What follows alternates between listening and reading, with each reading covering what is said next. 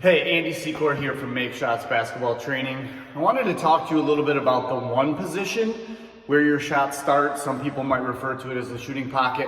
But two things that I think are under-taught and maybe players need to focus on and stress a little bit more, especially if they're trying to create power. So first, almost everybody teaches where their shooting hand should go, whether you're indexing the ball, splitting the ball, or middle finger the ball. A lot of people have different thoughts on where the guide hand should go. We actually talk about two other things, probably even more so than those things when we're talking about the one position. One, what's the height of your one position?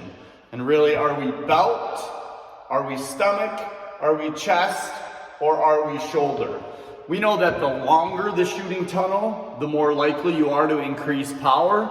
So we often start with our players in the stomach area, because as you get higher, the ball's gonna travel not quite as far, and it's gonna be harder for you to increase power. So first thing to think about is, what is the consistent height of my shooting pocket? How high and how low am I shooting the ball? And then second, what's the proximity of the ball to your body?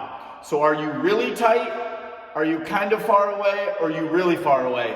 And this is the body part that we use to judge that, is your shooting hand elbow. So is your elbow in front of your body, which I would argue is not enough room for your elbow to move and gain leverage and generate power?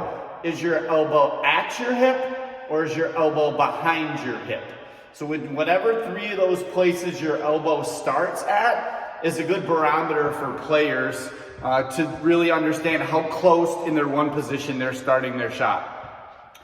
If you think about power, one of the best indicators of power is the range of motion of your elbow. So I always argue I can just watch a player from the side and just see their elbow and tell you how powerful they are as a shooter.